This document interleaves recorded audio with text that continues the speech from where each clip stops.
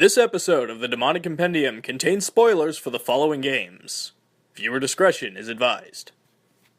Welcome to a Buono new episode of the Demonic Compendium, the show where I discuss the mythology, design, and game history of your favorite Megami Tensei demons. We've all told a few lies in our lives, right? But what if when we did, we had to deal with a big Greek pig demon? I'd rather die, but then I'd have to deal with a Roman pig god of death. Either way, grab your coupons, folks. It's a 2-for-1 Pork Demon special because today we're talking about Horkos and Orcus. Horkos is a being from Greek mythology whose name means oath. Born as a child of Eris, goddess of strife, and sibling of several other beings like Ponos and Lethe, Horkos' role was to punish those that swore false oaths or broke promises. With the ancient Greek strong beliefs in the ideals of truthfulness and justice, it's no surprise that they'd have what is essentially a god of perjury. Perhaps one of the best-known appearances of Horkos comes from the Aesop's fable, The Oath's Punishment. In the fable, a man takes out a loan from a friend, but when the time comes to repay it, he leaves town, only to find a disabled old man named Horkos, who says he punishes those that break oaths. The man asks Horkos how often he comes to town, only to be told every 30 or 40 years. Believing himself to be in the clear, the man goes back to his friend to claim he'd never gotten the loan at all. Horkos appears that same day to kill the man by dropping him off a cliff. The moral of the story is those who willingly provoke Horkos are sure to be punished by him. On the Roman side of things, we have Orcus, who, like Horkos, punishes those that make false promises, but is far more associated in Roman mythology as a god of the dead, closer to Pluto or Hades than the Greek Horkos. It's believed that Orcus came from an ancient Etruscan tomb where he was portrayed as a powerful cyclops, while other sources feature him with a pig's head. It's well known that Orcus was the driving inspiration behind J.R.R. Tolkien's orcs, and also explains why some versions of orcs are portrayed with piggish features. Horkos' Compendium entry from Shin Megami Tensei Liberation D2 refers to him as a demon in Greek mythology and king of the vile orcs. In the Middle Ages, pigs were often used in animal sacrifice, which may be why he is often depicted with a hog's head. Design-wise, it will soon become very obvious why I've elected to talk about both of these demons today. Like the previously discussed Shikigami and Shikioji, this is what Orcus looked like in Shin Megami Tensei, and this is what Horkos looked like in his first appearance in Shin Megami Tensei Strange Journey.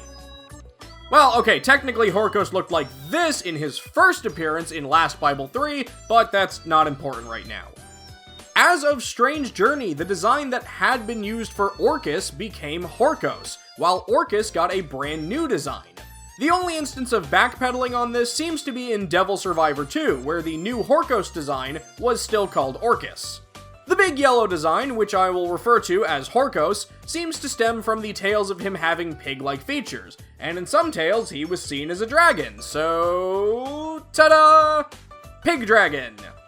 While the Orcus design may not be as animated, its inspiration is a bit clearer. The ruinous temple gate is based on a combination of the Orcus Mouth Monument and leaning house pieces that are found in the Gardens of Bamarzo in Italy.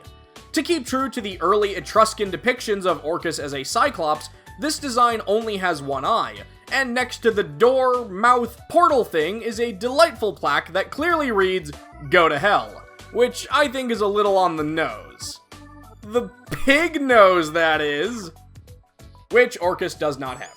As far as game history goes, I'm sure you've noticed from the footage in this video that both demons have been absent from console Megaten titles. Horkos and Orcus have both been given 3D models thanks to Shin Megami Tensei Liberation D2, where the former was actually one of the first demons announced for the game. As for the latter, I don't have him because he's a 5-star demon, and D2's chances for getting a specific demon through summoning are very, very low. But that doesn't mean there aren't things to talk about, it just means that I can't record footage of them. Orcus first appeared in Shin Megami Tensei, but his first minor role was actually in Shin Megami Tensei If, which was recently fully translated. While not fought directly, the principal of Karokazaka High School is transformed into Orcus by a parasite, and that parasite is the final boss in the world of Gluttony, befitting the piggish demon.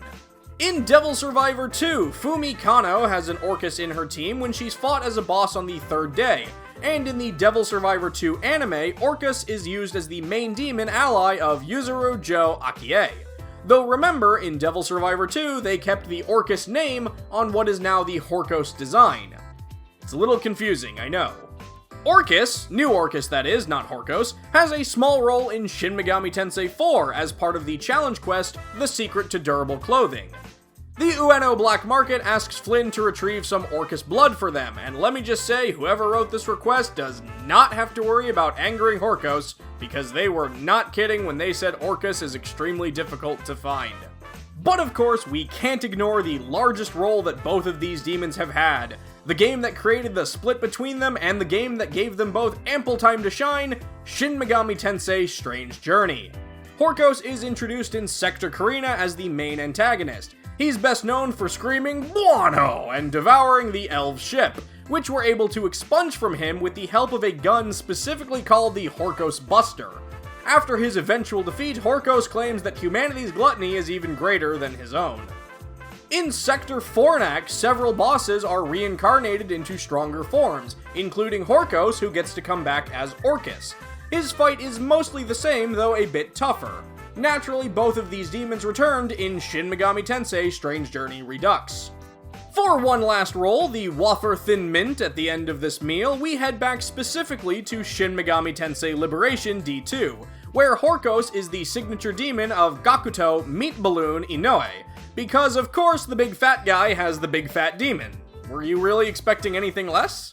And most recently, in the special Devil May Cry 5 crossover event, featuring Dante from the Devil May Cry series, Horkos appears as a boss demon in the third mission of the story, when the player is teamed up with Dante.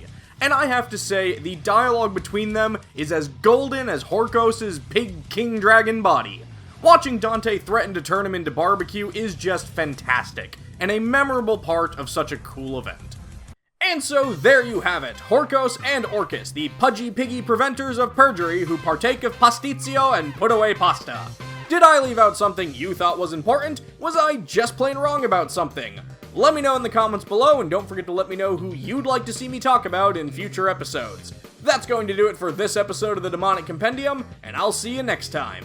But be careful while you rest that a demon doesn't take over your body.